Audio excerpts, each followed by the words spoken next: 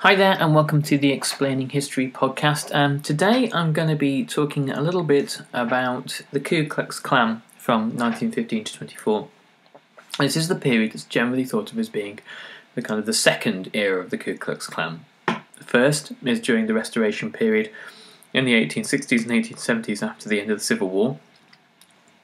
And the second period of the Ku Klux Klan is really motivated by quite different racial tensions in America. If we turn our attention to the first period of the Ku Klux Klan after the end of the Civil War is relatively easy to explain. The imposition of the Union Army on the South, the liberation of the slaves and the emancipation of the slaves, and the emergence in the South of a society under Reconstruction, where the voting rights of blacks were upheld by presidential decree, particularly President Grant. This leads to an embattled, fearful, and threatened Southern white, in certain parts of the South, minority who look upon the emergence of a free black population as a catastrophe. The emergence of the Ku Klux Klan as a terror organisation is partly the result of the withdrawal of the Northern armies gradually, and Northern administration, and the collapse really of the Reconstruction project in the South, and the re-establishment of white rule. By the time you get to the late 1870s and the introduction of Jim Crow laws, there's less of a need for violent terror actions to oppress the Southern blacks, because you have the state legislatures able to do this.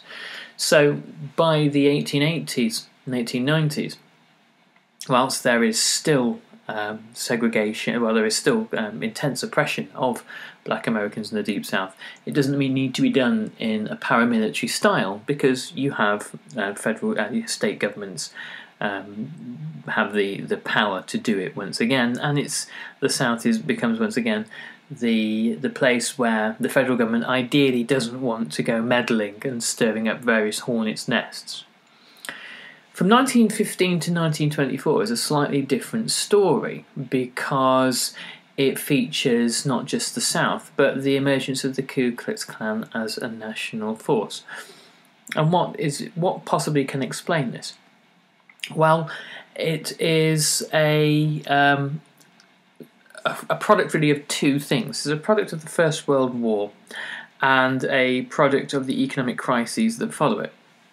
During the First World War, there is a decline in the flow of Southern and Eastern European white, impoverished, emigre peasant populations into the United States via New York, Boston, Philadelphia, and the eastern seaports.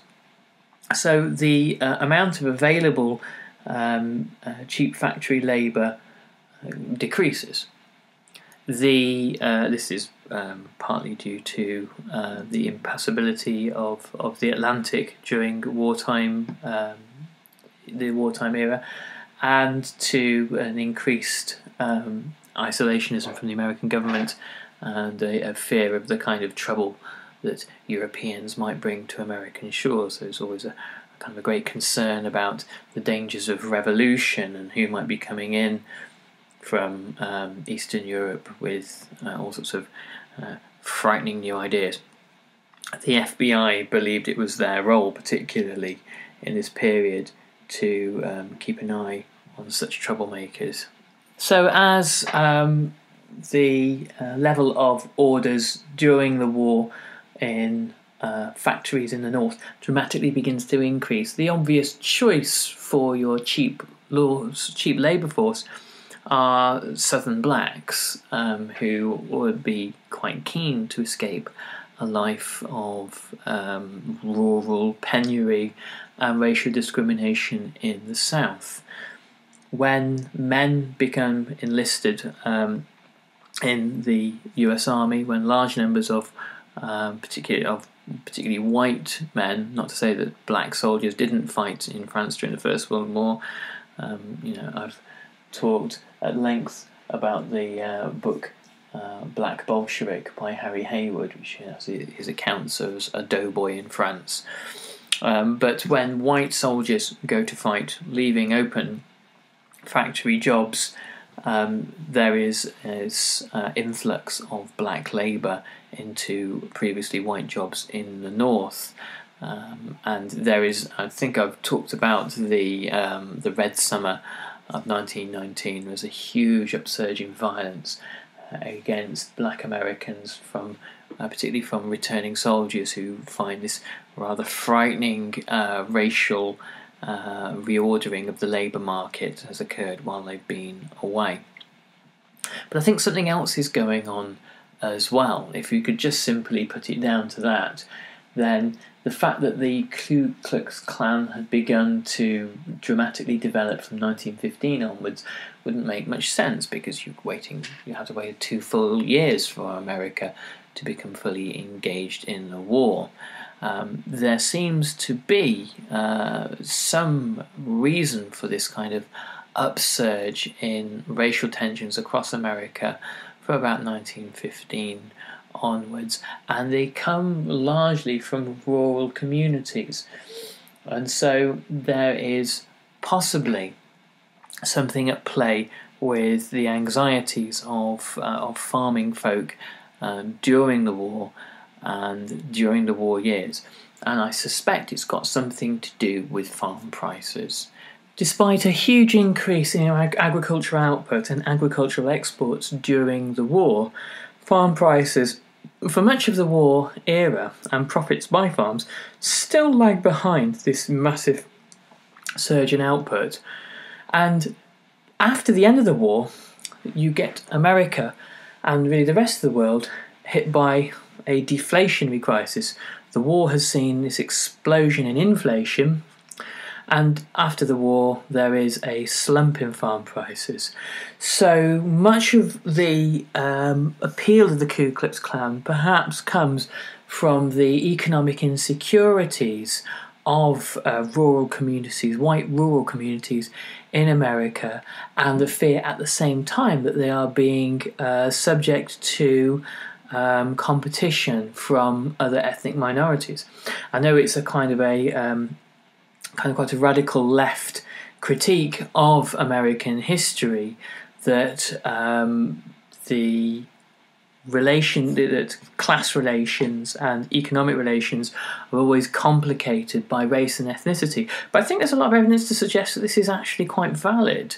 This is the Howard Zinn view of things does seem to be, in this instance, quite valid, and the threatened ethnic minorities, or ethnic majorities in point of fact, who look upon the challenge to their position from groups like African Americans react with extreme violence. And this perhaps explains why the Ku Klux Klan become a national movement far beyond the confines of the South at the end of the First World War. During the Red Summer of 1919, the FBI is far less interested in arresting racist murderers and people engaged in lynchings than they are in the hunt for subversives. During the 1919 and 1920, you have a Red Scare in America where the Attorney General Mitchell Palmer believes that the country is under threat from subversion, and J. Edgar Hoover and the various rising stars of the FBI who are of that persuasion tend to concur. And so the focus of at the time was never on the organised violence of the Ku Klux Klan. even though in terms of the threat to the well-being of many American citizens was far more obvious and pronounced than anything that could be suggested about foreign subversion. The Ku Klux Klan by the 1920s is a far more broad-based bundle of prejudices. It's not simply just the suppression of blacks in the South that occupies their thinking. They view themselves as a Protestant, anti-Catholic, anti-Masonic, anti-immigrant, and anti-black organisation, and they view things in the terms that every kind of significant group of white racists tends to, probably not just limited to white racists either, but they view themselves as really interpret themselves as an oppressed minority, as the really embattled culture that is facing annihilation, which obviously this is total nonsense. But even though things are kind of unjustifiable and unsustainable, it doesn't stop people from believing them. And the fact is, that the interesting factor as historians is the fact that people did have this sense of anxiety about their status and position at the end of the First World War. And it shows us the extent to which the First World War had really thrown countless certainties, even in America, which had been almost completely unaffected by the war. The economics of war, the global economics of war, had thrown all these certainties for Americans to the wind, and a multi-ethnic society was facing crisis as a result. The second Klan seems to be far better organised than the first. It has a membership of 4 million by 1924. So having reached its absolute height, it has a complex network of nationwide organisations and branches. But as with all organisations that explode out of nowhere on waves of popular discontent, it's riven with internecine factions and infighting, and never becomes the serious threat to American liberal democracy that it might otherwise have been. But that's not to underestimate its influence in the early 1920s. It initiates its members in mass torchlight rallies, with thousands and thousands of new recruits being brought into the movement in huge initiation rituals. In certain parts of America, and particularly in the South, there is a virtual ethnic cleansing of black Americans who are forced to flee neighbourhoods or who are killed, and certain cities which had large black populations become whitened by the mid-1920s. Florida is a particular example where there are several cities that have this process of ethnic cleansing, and it's fascinating, isn't it, to think that in the 1920s, when ethnic cleansing and mass movements of populations are happening in Europe, and between what is left of the Ottoman Empire, say for example, and Greece, or movements of people following the divisions of the new map making exercises that happened at the Treaty of Versailles. Similar things, perhaps on not quite the same scale, are actually happening in America. These sort of upheavals are forcing black populations to flee from this resurgent white nationalist kind of proto-fascist movement. And the implications for American democracy are also affected by the fact that in 1923 in Texas, Alabama and Indiana, senators are returned with large majorities, all of whom are Klan members. And in southern Illinois, there's a virtual civil war between rival factions of the Ku Klux Klan, And in other states, the influence of the Ku Klux Klan on the judiciary, the police, local and federal government structures is overwhelming. So there are almost, particularly Oregon, for example, is almost a Klan-run state by the early 1920s. The economic processes of inflation and deflation that happened during the First World War and its aftermath affect American farmers to the extent that they never really recover. American farm prices never really recover. They are aided by subsidies for the rest of the 20th century. And part of the reason for this is that the war has encouraged massive overproduction of farm produce because Europe is unable to feed itself. Large sections of large arable lands such as northern France and Belgium are wiped out by German occupation, and also various European populations have to undergo the privations of war, have to allocate their foodstuffs to their armed forces, and their young men and horses are sent off to fight. So it's a great opportunity for American farmers to overproduce. But again, this overproduction cripples American farm prices, leading to the kind of a forerunner of the Great Depression. The Great Depression in the 1930s for American farmers really seems to be kind of almost undistinguishable from the rest of their experience in the 1920s. There is, for them, very little let up in the kind of the jazz age of the 20s, where people appear to be having all sorts of fun. I don't think ever really materialises in a great deal of farms in the Midwest. The result of all this is that the government, always mindful of the fear of mass populist movements, demagogues arising, and dangerous radical ideas, have all sorts of efforts under Roosevelt's New Deal from 1933 onwards to underwrite farm prices, particularly with the Agricultural Adjustment Agency.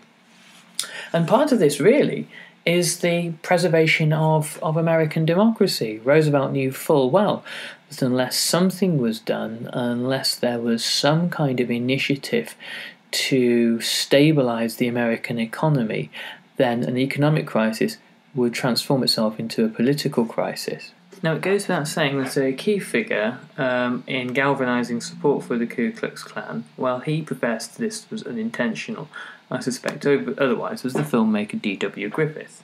In 1915, D.W. Griffith created really the first feature film. It was technically ahead of its time, but it depicted the Ku Klux Klan. This was Birth of a Nation, I beg your pardon. Depicted the Ku Klux Klan as heroic rescuers of American values. And when D.W. Griffith created it, it was extremely popular despite its overtly racist message. It was in the same year that the Klan reforms in Atlanta, in Georgia, and obviously focusing on this far wider set of goals. In 1917, the manifesto of the Klan summed it up as being summed up the purpose, the mission statement of the Klan as being to shield the sanctity of the home and the chastity of womanhood, to maintain white supremacy, to teach and faithfully inculcate a high spiritual philosophy through an exalted ritualism, and by practical devotedness to conserve, protect and maintain the distinctive institutions, rights, privileges, principles and ideals of pure Americanism. So it was about protecting the notion of white culture, this particularly notion of protecting the chastity of womanhood conjures up all sorts of repressed notions of the fear of being racial mixing and miscegenation, and the fear that white women may have relationships with black men, and that there may be kind of a threat to the continuation of the white race. Of course, this is in the era or the heyday of eugenics, where even in the United Kingdom, supposedly in intellectual circles such as the Bloomsbury Group, the likes of T.S. Eliot and Virginia Woolf have more than a flirtation with eugenics, the kind of sort of Marie Stopes eugenics of having the working classes spayed in essence to prevent them from outbreeding the middle classes who've been annihilated during the First World War. The Ku Klux Klan were very keen on prohibition, and partly for that is that there's a racial element to prohibition. They believe that prohibition should be rigorously enforced, partly because Irish, Polish, Italian and Jewish gangsters seem to dominate the alcohol trade.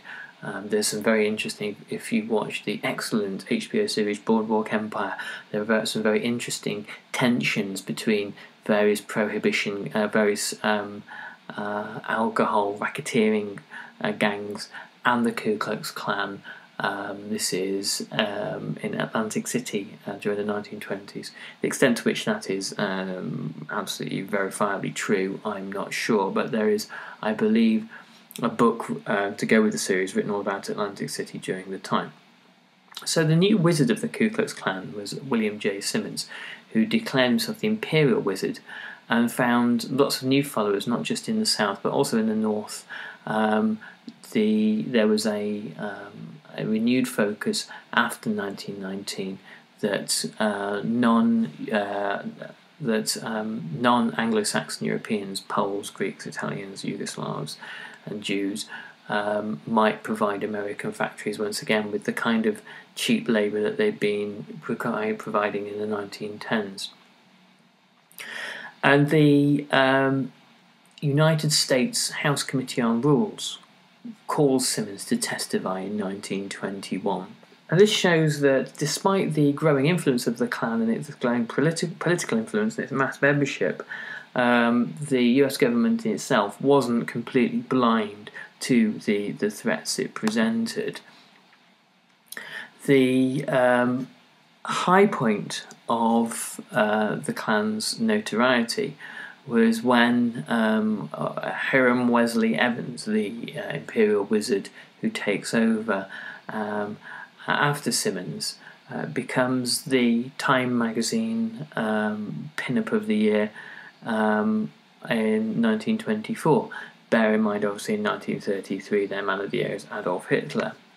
In 1926, the Klan is able to parade 30,000 men through Washington, D.C.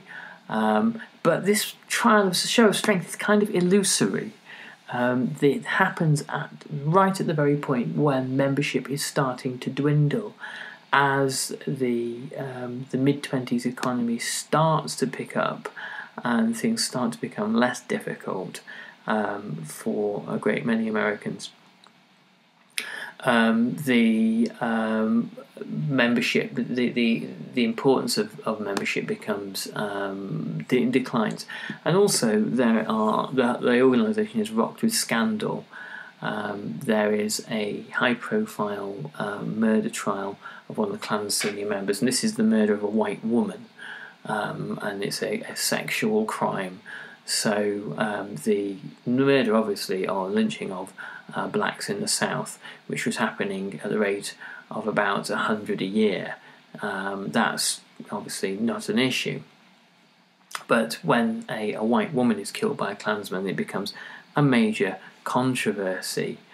And the problem that the Klan has as well is that this federation of small chapters, each with its own set of localised bigotries and internecine feuds and agendas and objectives. So there is a kind of a fragmentation, which leads by the end of the 1920s to the movement having declined from 4 million to a few tens of thousands.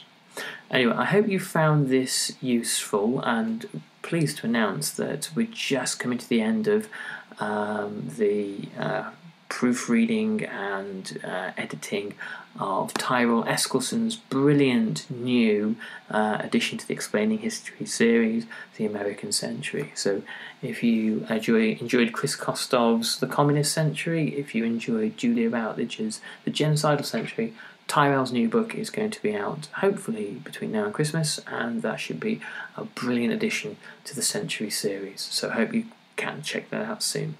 Thanks very much, and I'll catch you on the next Explaining History podcast.